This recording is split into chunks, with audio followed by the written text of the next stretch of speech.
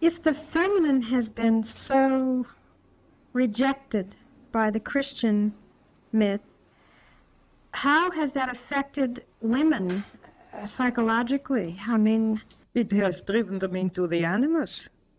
It has taken them their natural self-confidence and driven them into, as a compensation, behave like men and get what we, in our jargon, call getting into the animus. Imitate men, behave in a brutal or rational or animusy way. Because they have no self-assurance within their own femininity. There's something else in your book that is very intriguing. You mentioned that Jung discovered realms beyond the self. I don't know quite how to put it. That the psyche is always opening up. Yes, more and more. New horizons. New horizons. Yes, he said, for instance, the self is represented by the wise old man in a man and by the earth mother in a woman. But he said behind them is again a feminine figure in the man and a masculine figure in the woman.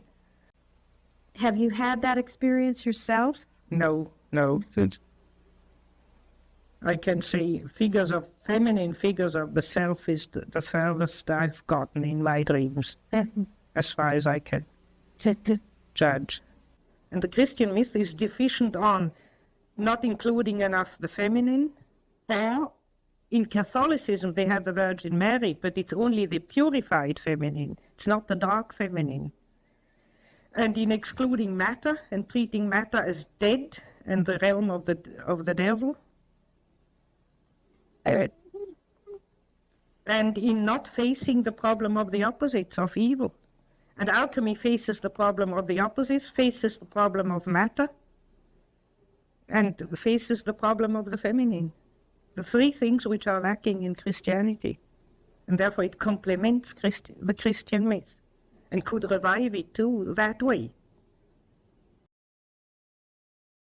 I'm interested in the fact that it's square and not round. Yes, I thought of the I Ching. The heaven, the masculine, is round and the earth is square. That's why I had the idea of making it square. Can you say more about that the feminine is square, or the difference between?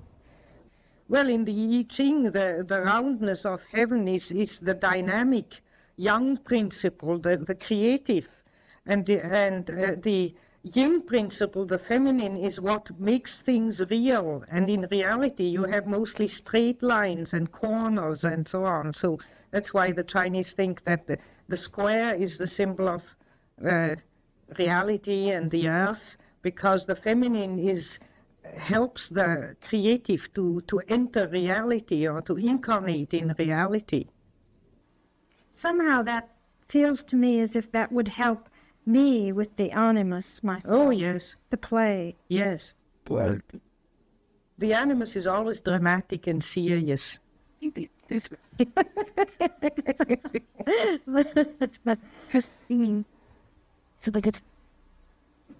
I thought that was the Anima.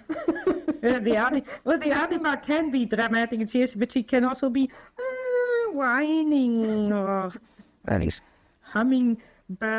making hummingbird noises, or she has another melody.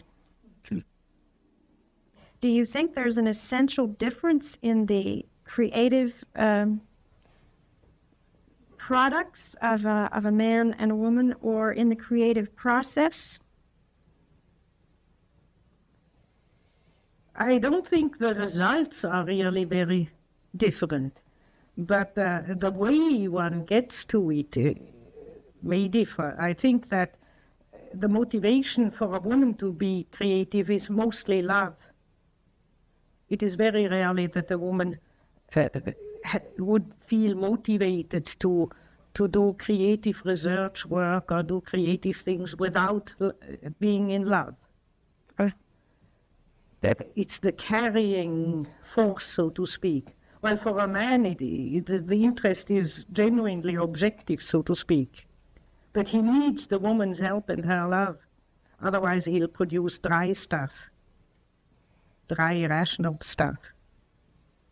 So he needs that inspiration as well. But it's secondary, and in the woman it's primary. Good. I think. Okay. Well, this love can be love for not just a person, but love. Jung said he gave up defining love, and if Jung said felt defeated, I'm not going to try. It's hard to imagine what it would be like when the animus isn't ruling. I think the only thing to do is to get the animus out of the way, and that the rest comes by itself.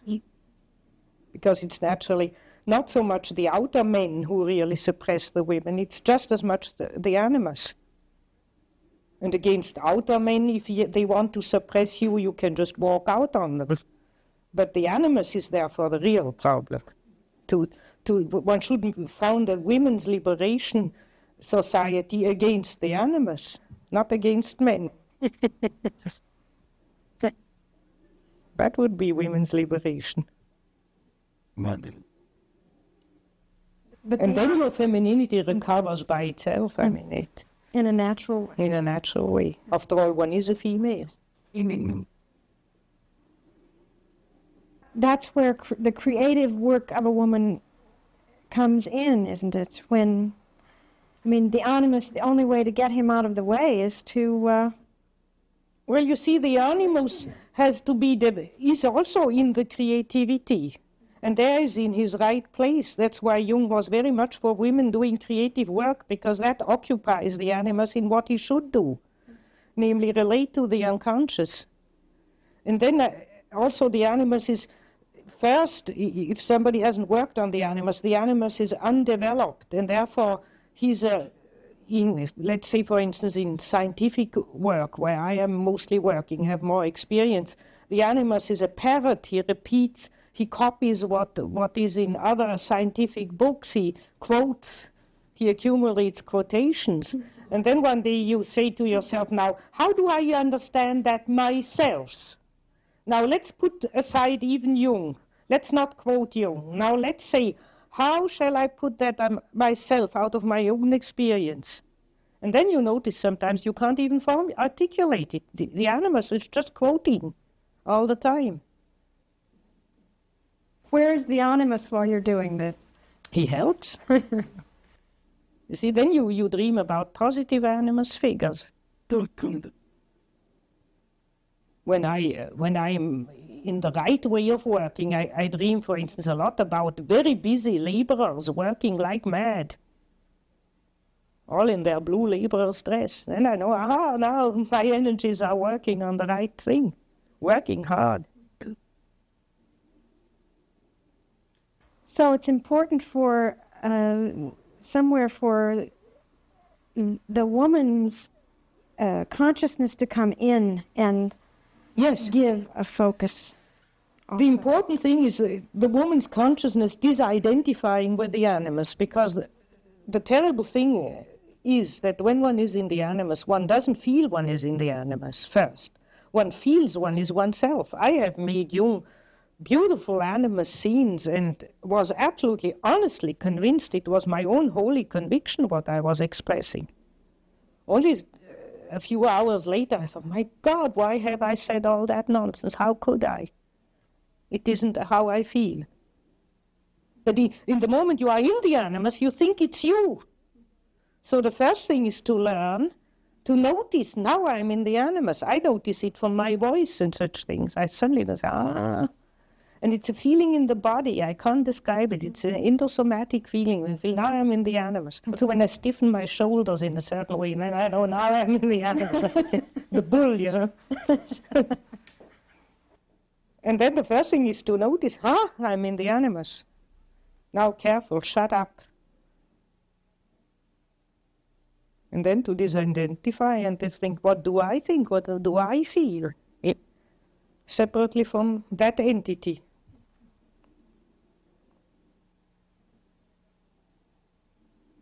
But one cannot, you see, generally one notices it in contact with men. I can even use quite primitive men if I have not a good contact with those laborers, for instance, out there. So then I know I'm in the animus.